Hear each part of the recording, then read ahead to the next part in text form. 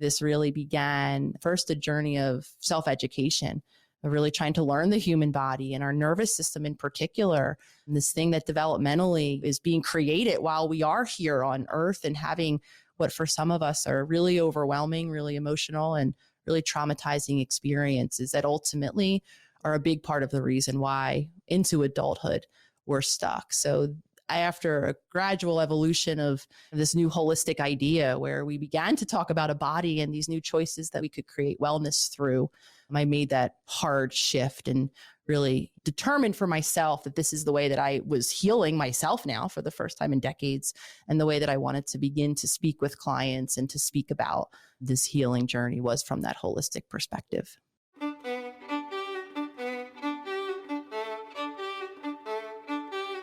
Hi, everyone, and welcome to the Glow Podcast. My guest on this episode is Nicole LePera.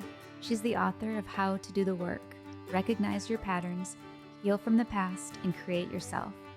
Nicole shares her evolution from psychologist to holistic psychologist.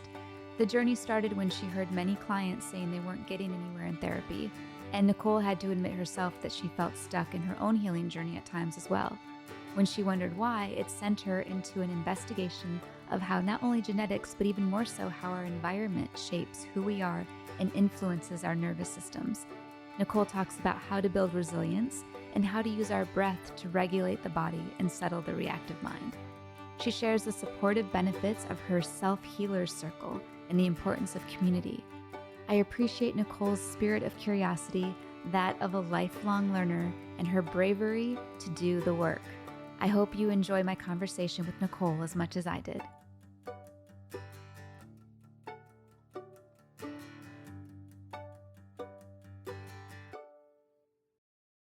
Nicole, welcome, and thank you for being here. Thank you for taking the time. I appreciate you and your work so much.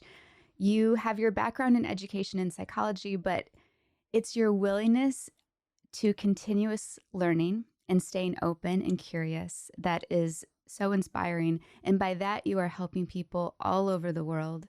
Your book, How to Do the Work, and your teachings are impacting so many people. And I think it's because of your willingness to connect, to reach out, and you share in such an authentically beautiful, real, vulnerable way with humility and grace.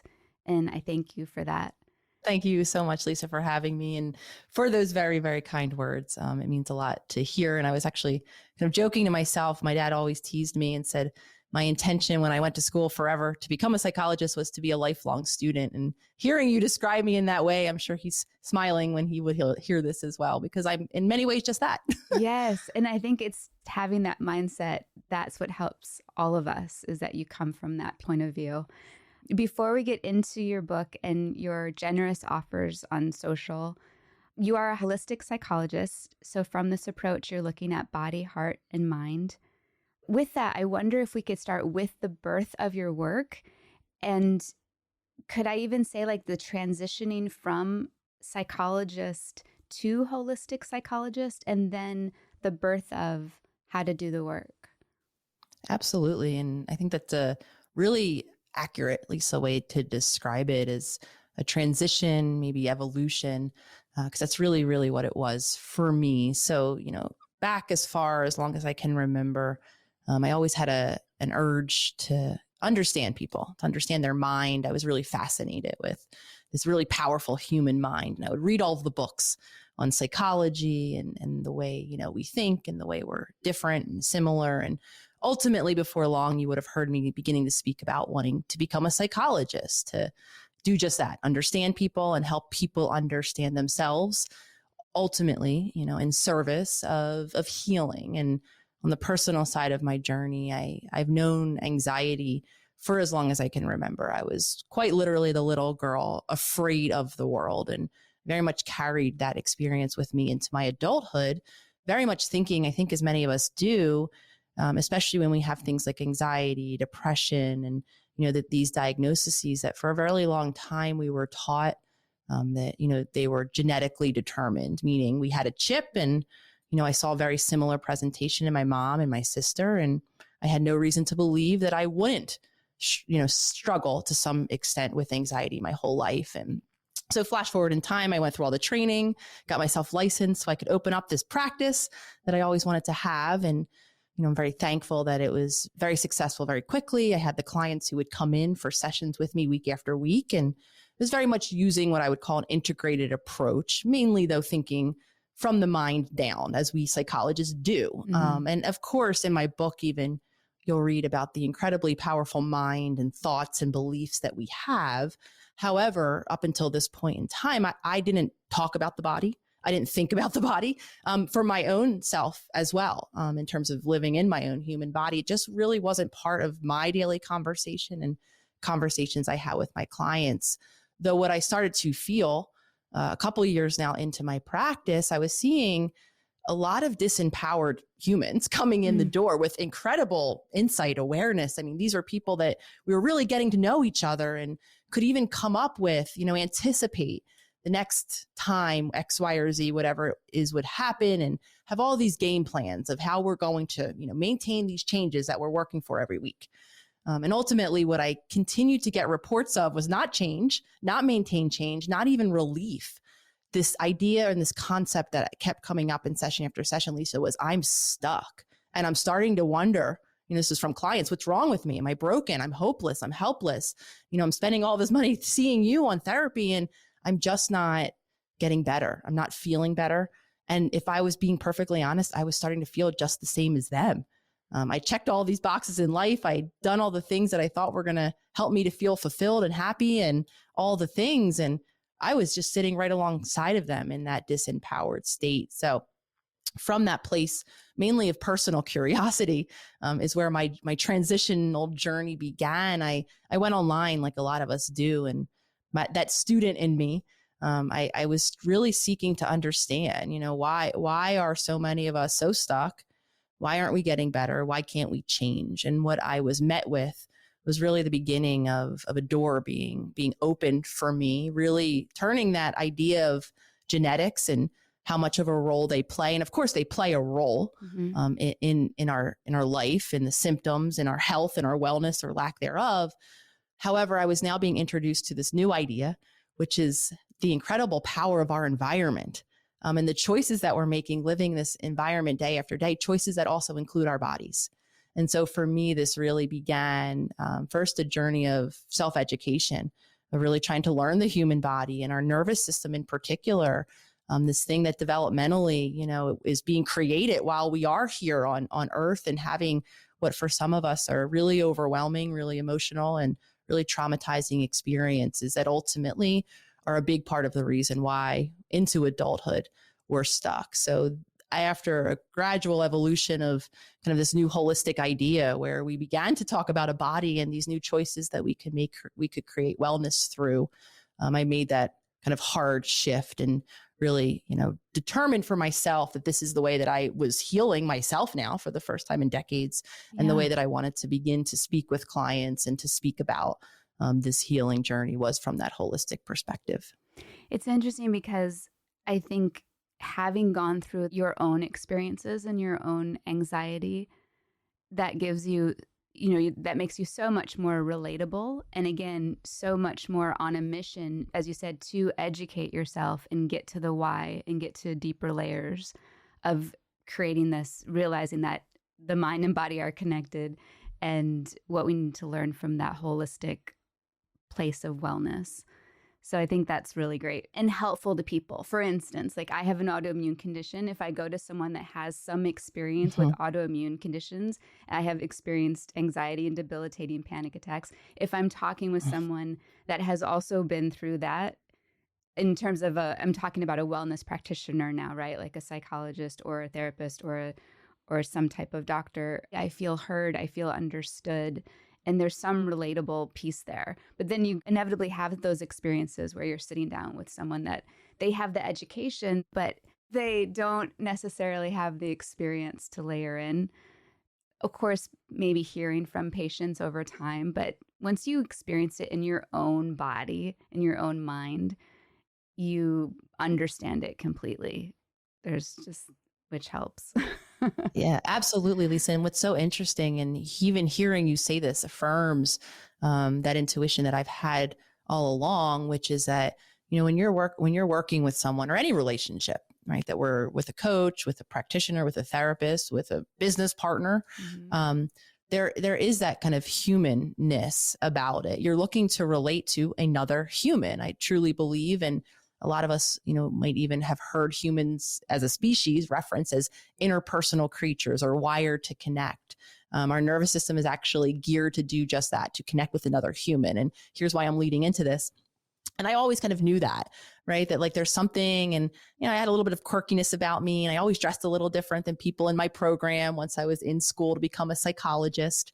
And all I kept hearing was messages to tone down, me. I have tattoos all over me, and I had a lot of colleagues and even teachers in my program wondering what I was going to do with my tattoos when I was starting to see clients. Wouldn't I cover them up and wear the traditional therapist uniform of a suit or a jacket or a professional, quote unquote? And again, saying all that to say, there was a very strong pull in my field for a very long time to not be a human, to kind of water down that aspect of yourself. And I'm just sharing in terms of what I was told directly often and even indirectly about what I looked like, let alone me to go and sit across or something. Oh yeah, anxiety. Oh gosh, let me tell you about my panic attack. When that was my truth, right? And again, saying all that to say that I think it was 2018 when I even first created the Instagram account, The Holistic Psychologist, which for me was my first opportunity to begin to speak about myself and my healing journey. And for me, that was incredibly important in terms of my journey, because I had come to the awareness that I watered down so much because of these reasons. Right. Because in my family, I was always taught to worry about what the neighbors thought. And now I had this same message mirrored in a system. So again, sharing all that to say, going online as a psychologist to be a human, sharing my own human journey was really frowned upon. And I'm seeing that shift and change. And I want to commend all of the other teachers and practitioners out there who were taught the same thing or urged not to. And hearing you say that really just affirms that this is what we're looking for. We're not looking for a robot in front of us with a watered down version who's pretending like they have it all together when they are sitting there struggling in the same way that you are. So creating my platform and now, having these conversations regularly with people like you on my own podcast within my self-healer circle, I really urge and want to emphasize how powerful our voices and our stories can be. Maybe you're not shouting it from the rooftops on Instagram like I am and like you are in a podcast right now, though beginning to live into your truth in our small circles, I think can be so healing, because we're all looking for that connection and that humanity. That's one of the things I keep coming back through with your work, and is that you really help people not feel so alone in it all by you showing up as your authentic self. You're giving permission for others to do the same. And what a beautiful invitation that is. That's the ultimate invitation, where you can start to lay down these sort of barriers, if you will, and really start to look at yourself in an authentic way, because you're witnessing someone else do the same and share in the same way. So I applaud you for that. Back into the book, How to Do the Work, you share so beautifully your, what I call like falling to the knees type of moments, those dark nights of the soul moments, which can be so painstakingly beautiful, right? Those heart cracked open, raw feelings that come through that are so painful, but so beautiful. Throughout your book, you're weaving in these personal experiences again, which makes it that much more meaningful and impactful and relatable. It certainly pulls on my heartstrings and helps me feel like not so alone in certain things I've gone through in my life. So I think that with you offering the education, the guidance, the tools, the action steps, which we'll get to in a little bit, but by weaving in these personal experiences and the way you do it, you're giving these like real life examples, which I don't know if you want to comment on that, but I'm guessing that was obviously intentionally done in this like beautiful, again, holistic way. I think, the power of story, of voice, of sharing, all of the moments, not just the moments that we're proud of. And, a lot of us are more practiced in sharing and getting validation for. And that's actually exactly the journey that I myself lived. I learned, as we all do, we're all from the moment where we arrive here in conception, on earth, we're all very attuned. We're very adaptive creatures. Yeah. And because our relationships are literally, we need them for our survival. Our survival as a human infant depends on someone, at least consistently enough, showing up for our care, fitting in to whatever, that relationship with maybe that one caregiver who it was for whoever is listening, or that family is so incredibly important. Having and maintaining those connections again, because they are based in our survival. And so for me, I got so good at learning, as we all do, how to show up in connection with someone else. And doing that, for me, that meant overstepping and overshadowing so much of what was actually happening for me. I heard a lot from my childhood comments, and not ill-intended at all, just observatory comments. And like, oh, nothing bothers Nicole. And, she's seemingly okay. And we're all here stressed out. And she's just over there like, fine, I guess. Right. And I got very good at that. I got very good at not ever showing that I wasn't fine, and at gravitating toward the things that allowed me to feel as fine as I could feel, meaning I learned that I was very academically gifted. I knew how to achieve at school. So I channeled it. Not surprising to hear me say I'm a lifelong student. I went to school for 1,000,000 years to become a PhD. So I found my ways, as we all do, into the areas where we can, feel as comfortable as possible. And a lot of that for me meant not sharing certain aspects of difficulty I was having, embodying that nothing bothers Nicole, so that I didn't bring concern or worry to someone else. So as much as I think that there's a power in telling story and sharing a story, because we do get to see bits of our story in doing that, even the action of me sharing my story to then be printed in a book was a new experience. It was me telling people about these other moments that I hadn't been so comfortable sharing for so long, for many different reasons. Yeah. And I continue to do that, and even talk about the difficulty. So while many of you do, see that this is printed in a book and it's distributed, internationally at this point, and I have a Instagram account, I'm always sharing this stuff on my podcast, it's still uncomfortable. There's still difficulty, when I'm sharing those low points or talking about emotions, even with my partners, not even globally, to everyone who's listening now. It's scary still, as is the case for all of us who are doing new things. They're unfamiliar. And the first thing we feel when we do something unfamiliar is uncomfortable. Yeah. And to a different degree of discomfort. And if I'm being perfectly honest, Lisa, I hate it. Feeling uncomfortable, which is why I stayed in these predetermined lanes for myself until I couldn't any longer. And like you're saying, the book even opens with, one of that more intense breakdown moments where I'm sobbing into oatmeal. Right. Because even though I got so good at ignoring the deeper emotions that I was accumulating along my journey, they didn't go anywhere. Yeah. I just wasn't looking. I wasn't letting them out. And it took, over 2 decades until they just came screaming to the surface, and I had no option but to look and listen. That was going to be one of my questions, actually. I was curious about that, if it had gotten any easier for you as you've been sharing so beautifully and vulnerably. Like, does it get easier? And it sounds like not necessarily, because you're getting into these deeper layers of the psyche and the heart and all the things. And a big thank you for leaning into being uncomfortable. And do you get sort of find some type of being comfortable with being uncomfortable in some ways? That's beautifully what happens. I like to talk about what resilience is. A lot of us probably have heard this word before: emotional resilience, stress resilience. I want to be resilient. Let's raise resilient kids. Okay, so what does that really mean? Being resilient doesn't actually mean being avoidant or never feeling stressed or any other emotion, because that's what an emotion is. It's actually a stress to the body. Our emotions register in our body as sensations. Here we go. Now we're talking about the body again. And so what is resilience really? It's not never feeling that. It's not the path I was taking. Oh, nothing bothers me.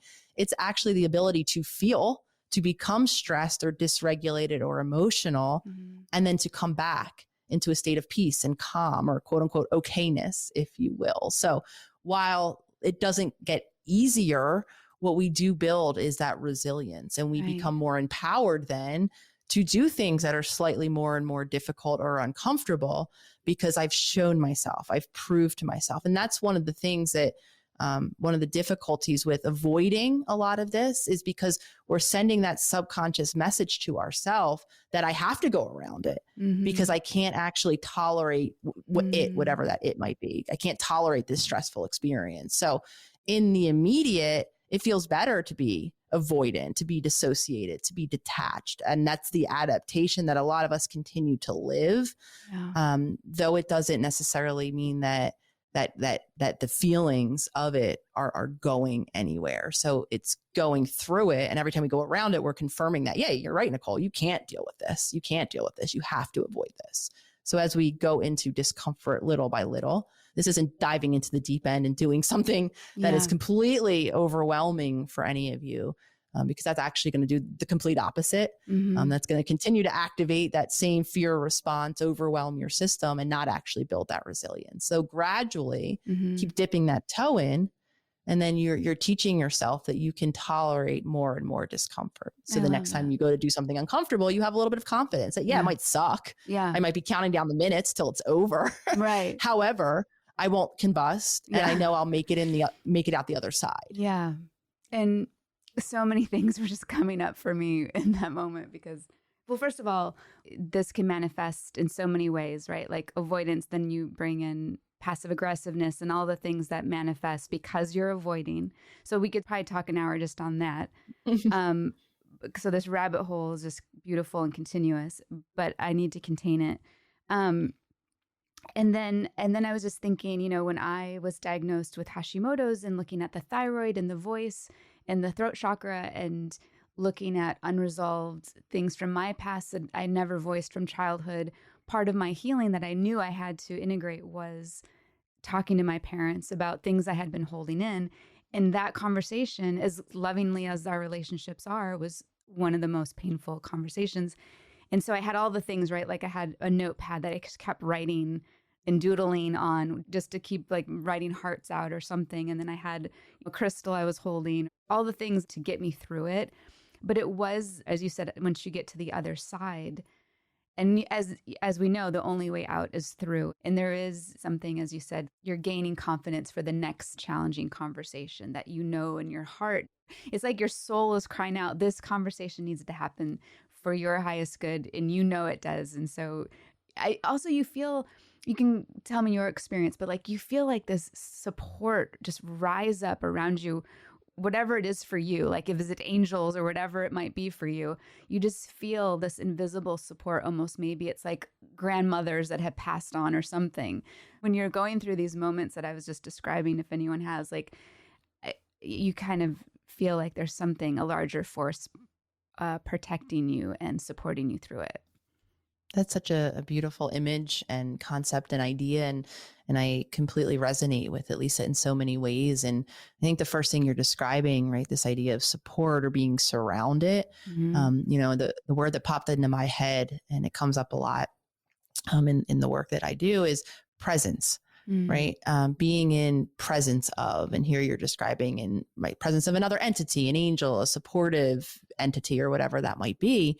And I really want to just highlight presence and how incredibly powerful that presence can be. And presence begins when, first and foremost, we're present to ourselves. And I say this as someone who, one of the major adaptations that I made, my nervous system actually made for me, as it will do for most all of us when we're in consistently stressed environments in childhood, I detached. I did something called dissociation, which really simply means that, physically I was present to my life. I was going about the motions. So mentally, and I paint this picture because I think a lot of us are visual, I was living on a spaceship. It was like I was attentionally somewhere else entirely. And so to deal with, an overwhelming environment, I left my body. I left those emotional signals that were happening. So that nothing bothered Nicole very much was emblematic of, well, Nicole was pretty much on a spaceship. So she was so safely distanced from any bother that was happening down below, if you will, in my body, right? That I was actually separate from. So when we talk about presence, a lot of us aren't present. And the practice that I often refer to build back presence is through consciousness, through becoming conscious, to living in a physical body, to being present to whatever's happening in front of us. And when we're in our own presence, right, then we're not actually alone. We're not isolated. One of the biggest reasons I felt, one of the number one things that would come to mind whenever I was having an issue in my relationships or in life was I'm disconnected. Mm-hmm. I don't feel emotionally connected to you, partner. And clearly it's you. So I'll find a new partner, and not realizing that the reason why I wasn't fulfilled in my job, for instance, I told you I opened up this practice. It's all I dreamed about. Now I'm living it, and it, neither here nor there, because I wasn't present to my life, because I wasn't present to myself. And once we're fully present to ourselves, then whatever your belief system is in terms of spirituality or religion, I believe that we are unified at our core, right? We are not, I don't think, humanity isn't separate. While we're all in separate bodies, there is a unified togetherness. So when we're in our own presence, now we even have the opportunity to feel, whether it's the angels around you or even just nature around you, all of the energy that we're living interconnected with. None of that is possible. And most of us will end up feeling disconnected to some degree if we're first and foremost not in a state of presence. Beautiful. Thank you for that.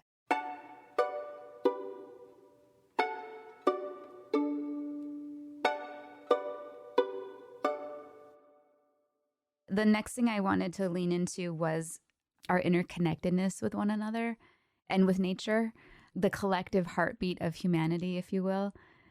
And I like to say, take care of yourself because our world needs you.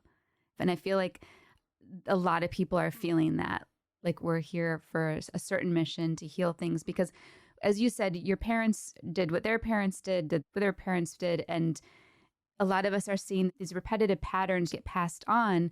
And some of us are waking up and seeing that, okay, the buck stops here. And part of my mission is to heal the family legacy. And so I just wondered if you had any thoughts around that in general. 100%. And, describing it as, we are humans being raised by other humans. And when I was seeing that similarity in anxiety and personality traits, and I'm putting the air quotes up, of course, because what I was seeing, and it really did map onto this idea of, of course, because genetically we're all quite similar. So that makes sense for why then all of these different expressions of genetics, our personality, quote unquote, and these emotional symptoms I'm having, it makes sense that they're all running through this then genetic code that's being passed between us. However, like I was sharing earlier, not realizing that even the first environment all of us listening were raised in was inside of another human, and whatever environment they found themselves living in, whatever, nutritional environment and rest or activation or whatever it was however it was that they were treating their bodies based on factors that were either within or outside of their control, become then your environment as an infant in utero. Right. So all of these decisions, do get modeled and passed on. And this is why so many of us see these habits and patterns in our lineages and are beginning to, I totally agree with you that kind of collectively, whether you want to call it an awakening or, coming to consciousness, we're all beginning to question and see these patterns and beginning to, make choices to break them and to do things differently. And so this idea of kind of the interconnectedness, and how I refer to us as being, interpersonal creatures, and being wired to connect. And again, all of this actually maps onto our physiology. The way our nervous system is developed and developing, our nervous system is actually developing well into us having, time we're born, and our nervous system, our brain is developing. I think the prefrontal cortex of our brain, the most powerful area where we can imagine and create a future. And it really is what kind of makes us uniquely human. That's developing into our 20s. Right. So all of this, right, is being impacted by everything that came before and by all of these environments that we're in. So this unified, kind of collection of us as individuals, we, like I said, not only do we need these groups to survive, we actually have benefited, over the eons that we've developed, as creatures, by being connected, by having these like division of labor, and by feeling the emotional support of being in a group of other people. So if you were to ask me, I believe that when we're talking about our physiology and our nervous system and our heart, an incredibly powerful organ in our body, I believe that all of that is wired for cooperation, to connect with another human under the right circumstances. And what those circumstances are circumstances of feeling safe enough to, having our needs met consistently enough that I can safely, open myself up to connection with another human. And so what happens over time is, if we want to paint a picture, we come as connected to our heart space and connected to other humans and open and willing to live from our authentic self. I believe that's where our self is. It's in this very powerful heart we have. And then we begin to live life in whatever environment we were born into. And like I was sharing, we begin to adapt. Our nervous system might become dysregulated and we can't actually cope with stress, like I was describing earlier. And we stay stuck in a fight or flight response, and no one is helping us find safety again. So more and more over time, we become disconnected. And we become disconnected because first and foremost, we're disconnected from ourself and our heart. And then that then continues to keep us disconnected from other humans. So when you say things like healing the world by healing and showing up, and I do believe that is what's happening, the more reconnected we become to ourselves, to our heart, and the more we begin to live from that cooperative space of care and compassion for other people, I do believe that that's how then, as a humanity, as a global collective, we begin to heal, because I think we're wired to do that. Yeah. And, our global traumas that most all of us through our generations, maybe we're not living actively in a traumatizing or traumatic environment, quote unquote, right now. However, we might be carrying that right in our genes, in our bodies from generations that came before. And because of that, we might be in this, again, state of disconnection as opposed to connection.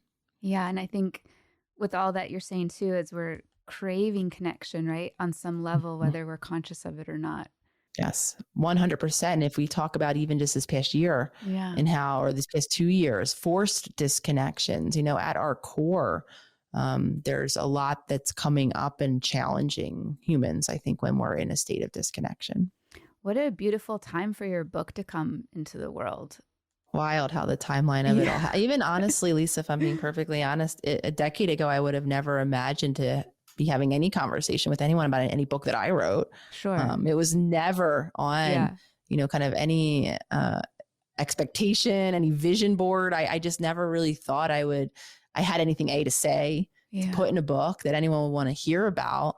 And B, I would never get the opportunity. So in terms of timing of it all, there's so much that, is that inner knowing that that who knew that this was going to be part of my journey. And here it is. And even I was just thinking with your social presence, like that was already primed up, ready to go for when this time in the pandemic hit, you were already dialed in. I think about that too with Glow, with our offering. We had been at it since 2007 as Yoga Glow before we came Glow. And we were primed up, ready to go for folks with yoga, meditation, Pilates, etc. So it was beautiful that we felt like we were already able to help people get through this trying time. I'd love to talk about the nervous system. It's interesting too, just thinking about Glow classes, when I'm talking to people about our offering, whenever I mention classes to ground the nervous system, help settle the nervous system, like yoga nidras and meditation and restorative yoga, they light up. And I can see that people are just craving this type of healing. And so, especially as we said, during this time in our world, and we know that trauma is stored in the body. One of the things I really wanted to touch on was if you could speak about the nervous system a little bit more and how we carry trauma in the body, and maybe even a little bit about the polyvagal theory and the vagus nerve. Absolutely. I'm happy to hear that so much of your community lights up at that. And I think in a lot of ways, the nervous system is being talked about now. So I think people are finding their way toward information that, again, a decade ago, I can't, other than it being referenced as running through our body and maybe some biopsych, class I took, the nervous system, in at least my training when I was in school, and I'm hoping that it has since been updated, was never really mentioned at all. So I'm happy to hear that there's so much more conversation allowing people to happen upon this information. And I think those of us that have had the opportunity to come across a breathwork session or a really powerful yoga session or something that is activating our nervous system, that meditation or whatever it is, can actually begin to feel quite quickly, as one kind of set of toolkits. In terms of tools, I mean, these are tools that you can actually begin to feel. You fall asleep, you begin to feel, oh my gosh, I'm a little bit calmer in my body. Who knew? Yeah. And we're all a little skeptical and we all like to see for ourselves. And I think because so much of holistic work, even bring this conversation full circle a bit, before I go into the nervous system, so much of holistic work is about an embodiment practice, doing something, giving your body a new experience. If you are that person who's always stressed out in fight or flight, actually bringing your body to a place of calm for even just a second or two, right, is that embodiment practice I'm talking about. And this is why for so long, back in my old practice, just thinking about these concepts and not really preparing people to use them, which includes a very real conversation about how difficult it will be to use them. Because again, we don't like to do things that are unfamiliar. Right. If we're dropping into our body and maybe connecting with our nervous system, if you're like me, living life on a spaceship, being in a body can be overwhelming enough. Yeah. So we want to do things slowly. So in terms of the nervous system, I mean, pretty much for so long, when we think about, I even just referenced our heart as being a very powerful organ. For a very long time, the brain was it. The brain was the most powerful thing in our body. And really, if it wasn't being controlled by the brain, it really had a secondary function. And that's just simply, well, first and foremost, the brain is part of our nervous system. Our nervous system includes our brain, our spinal cord, and pretty much any, kind of nerve that sends information from our brain to our body or from our body to our brain, because there's that interdirectional communication where both is happening all day long. So our brain is, our nervous system, I should say, is really running the entirety of our physical experience. Remembering as well that emotions are physical experiences in our body. Right. So now it's not only kind of responsible for, our body's physical health, it's sleep and it's wake cycles. Do we feel energized when we wake up, and do we have enough attention to get through our tasks throughout the day? Do we rest well at night? Do we have the nutrients to keep us thinking sharp?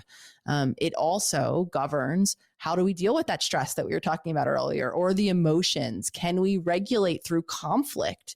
Can we interpersonally, just like I was describing earlier, connect with another human being? All of that is determined by our nervous system. Because when we're in that state of fight or flight, which is probably what most of you listeners out there have heard referenced when we're talking about our nervous system, fight or flight just means I think that there's something threatening in my environment. And so my body is geared up and ready to take action, to either run away from that thing that might harm me or to fight it, to keep myself safe. And usually it maps onto my heart rate starts to escalate. I might start to sweat a bit. Maybe I can feel my blood pulsing through my veins. We can feel our bodies kind of gearing up for that action. So when we're in that state, that becomes our sole focus, survival. It's all we can think about, and it's all we can do in that moment. Our sole task in that moment is to deal with whatever perceived threat is happening until I can become safe again. So when we think about the impact of that on all of the other things that we might want to do in any moment, especially when the threat isn't actually present, because what's happening is because in childhood, again, we didn't have that safe place. We didn't have that regulated person who, when we were in distress, we were crying, we were sad, we were hungry, who came to us, helped us meet our need or met our need for us, allowing our body then to calm down, to go to sleep, to stop crying, to laugh again and smile at the caregiver, right? All of those are signs that I'm safe, I'm here, I'm open to connect.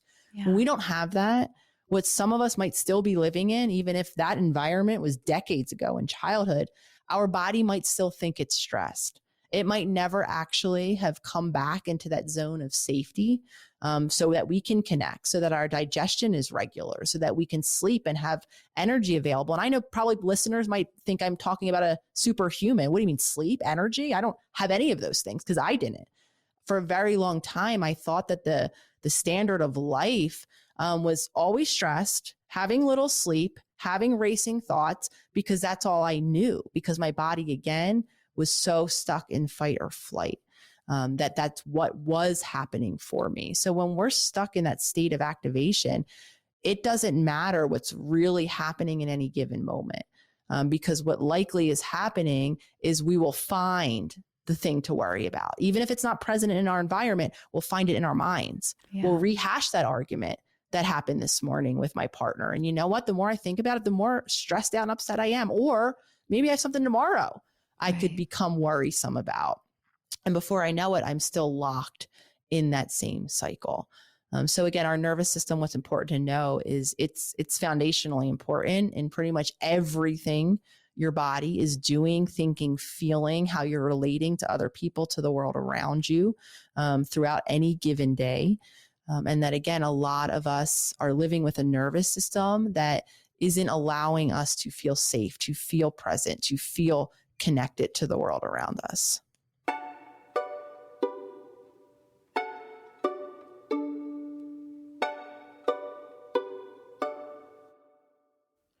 Could you give your top tools for starting to regulate the nervous system and maybe what you found most helpful?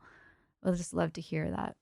Absolutely. So I'll start with the more foundational pieces, because reminding everyone who's listening that your nervous system, this might sound silly to say, but it's in your body, which means the basics of, right? Are you giving your body nutrients?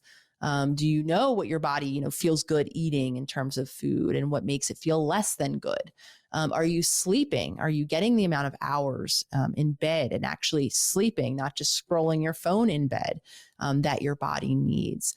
Are you resting it when your muscles are fatigued? On the other side of that, are you moving your muscles a bit? Mm-hmm. All of our human bodies need to some extent to move, even if it's just moving our joints or gently stretching.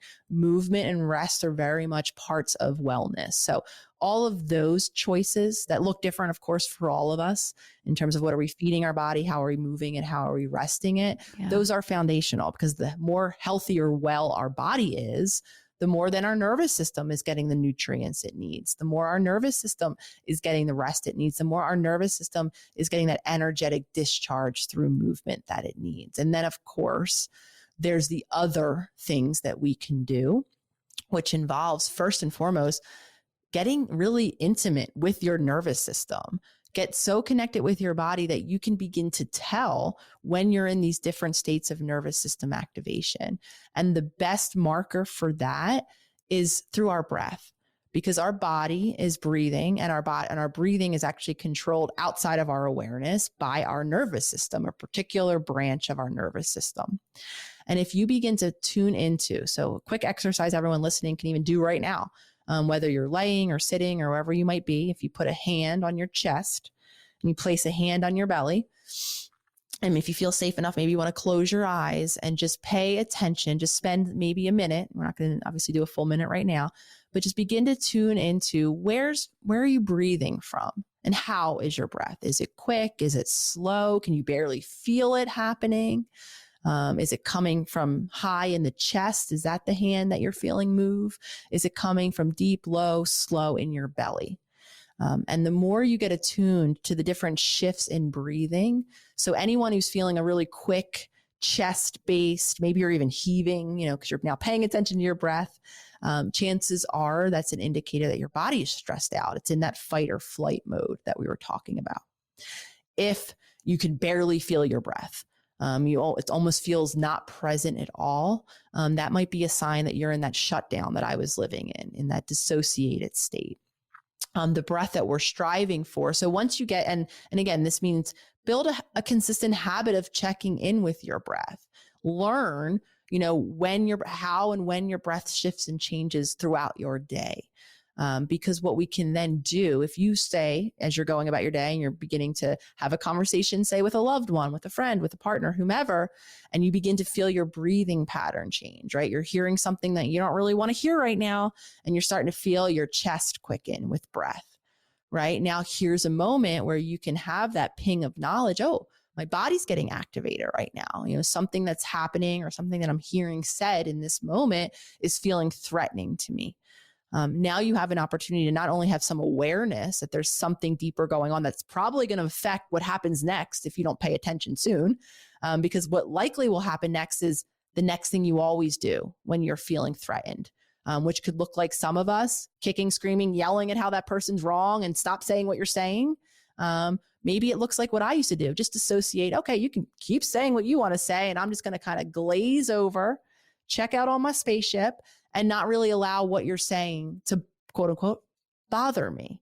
Right? Because we are so hardwired in those responses, because that's the only way for a very long time that we've been able to find safety in those moments, by fighting off the threat, by screaming, by yelling, by fleeing the room, or by going away on our spaceship. And now over time, we have the opportunity, the more attention we pay to our breath throughout the day, to now embody a new experience. This goes back to this conversation about resilience.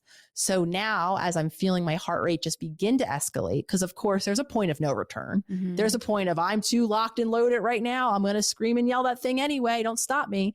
So we need to learn how and when we can intervene on ourselves. But as I start to feel that irritation bubbling up and my chest, my breathing start to change. Yeah. Now I have the opportunity to use my breath to regulate my body in real time, to learn and teach myself. And for some of us, it's structurally going to be difficult. For so long, I breathed, my posture was so hunched forward that actually accessing my belly to breathe from was really difficult. And I began a practice of laying, just teaching myself how to, by putting one hand on my belly, how to just breathe from my belly. Mm-hmm. So just coming in and out my nose, just practicing directing breath down into that belly, so that the next time, right, that bubbling agitation's coming up and I don't like what I'm hearing, I might have the opportunity to, in that moment, do some deep belly breathing and maybe regulate my nervous system just enough to prevent that screaming, that yelling, or that spaceship. That's awesome. But I was thinking of, as we were doing the practice, how it doesn't take much, right? It's amazing how little goes a long way with breath work and mindfulness practices. I also was thinking too, as you were speaking, about how that offers us the opportunity to start to gain awareness.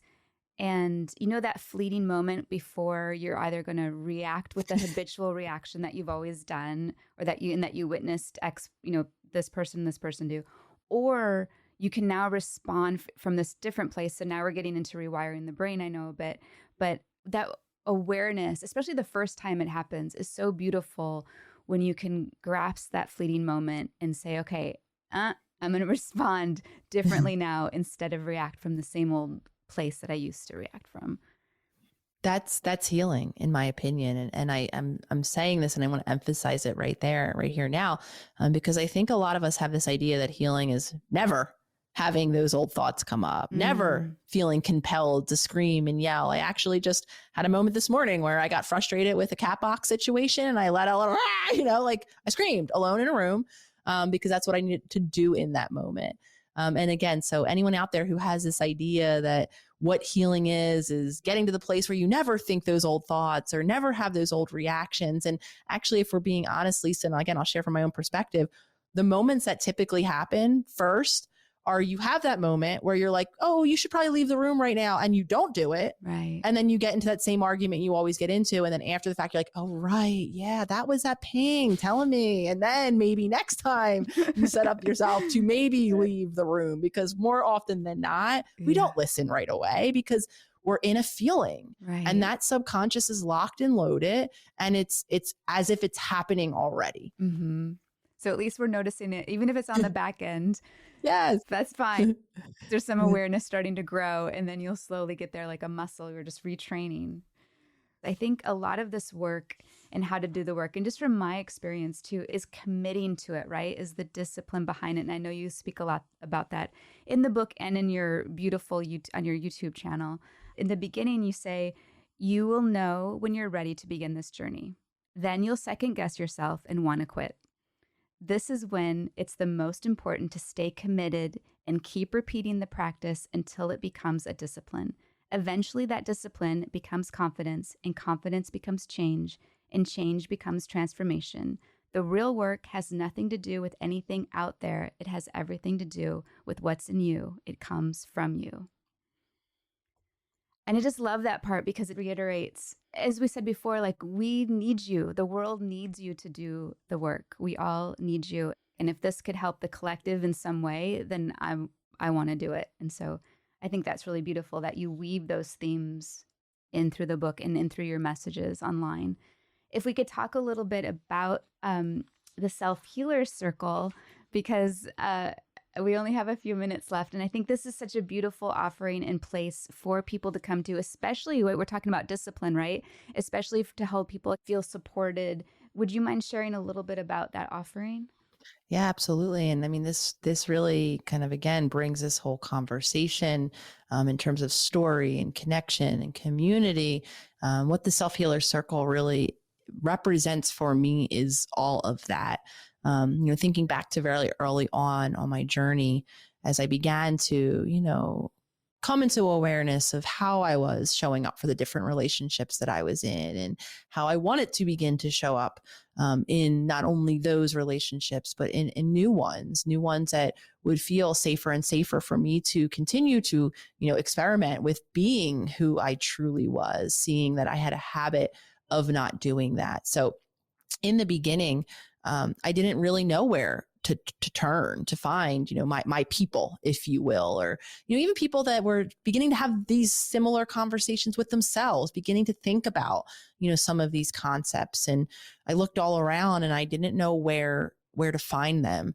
And then I started to really think and also see how globally resonating the stuff that I was talking about on my Instagram was. This wasn't just people from, my little nook and corner of the world in Philly where I was living at the time.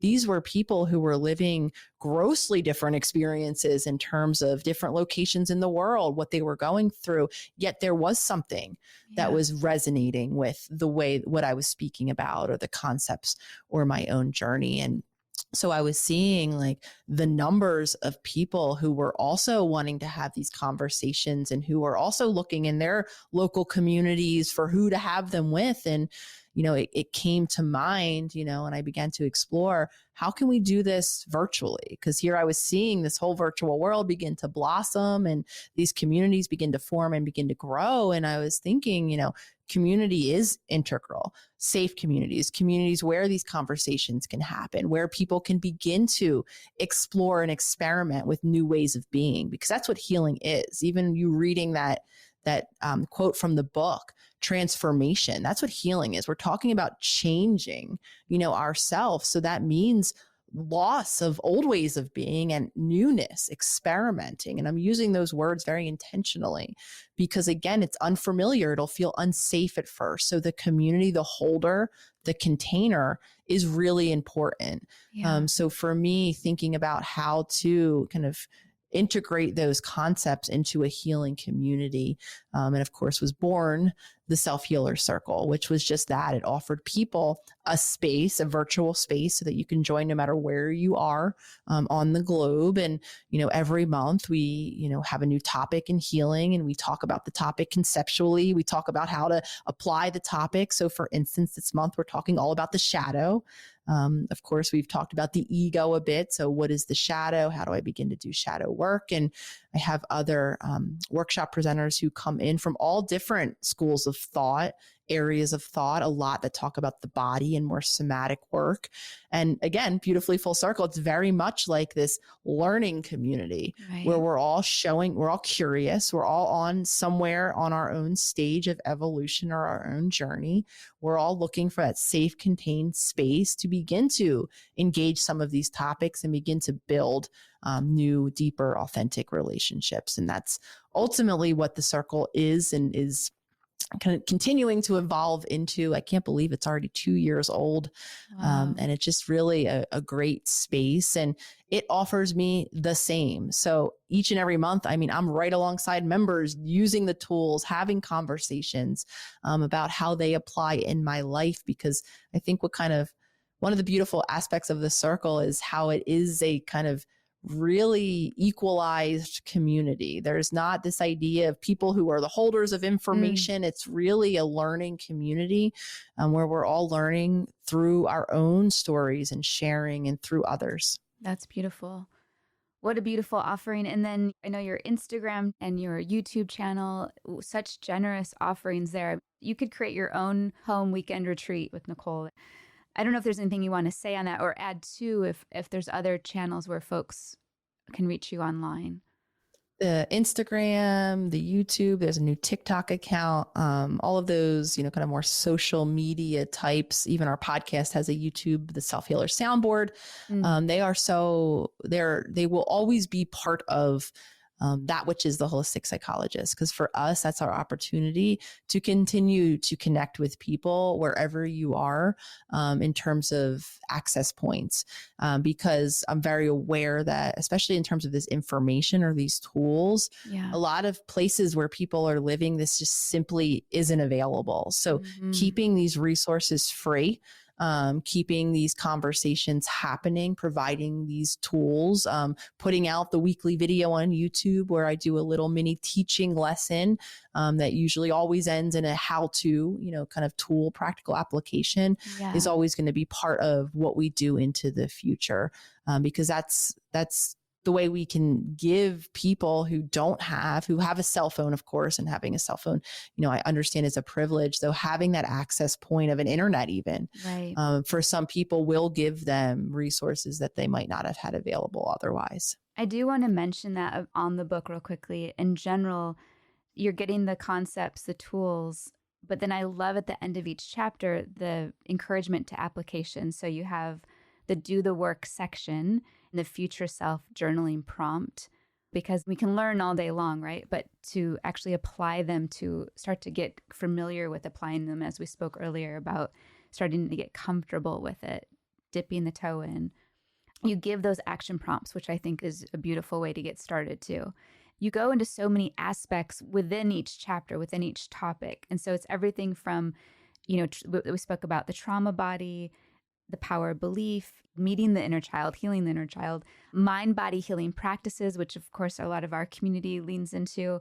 We've heard so much too lately about boundaries and trauma bonds and reparenting. I love the reparenting section. It's a continuous learning. It's a forever book. It's like the book you could gift to anybody at any time, and it's forever. It's one of those books you're going to have along the journey because you're entering into different life stages. You're peeling away different layers. So you can always just keep coming back to the book. There's going to be something there. And so it's beautiful. You've done a beautiful job with it. Your work and your messages are just empowering.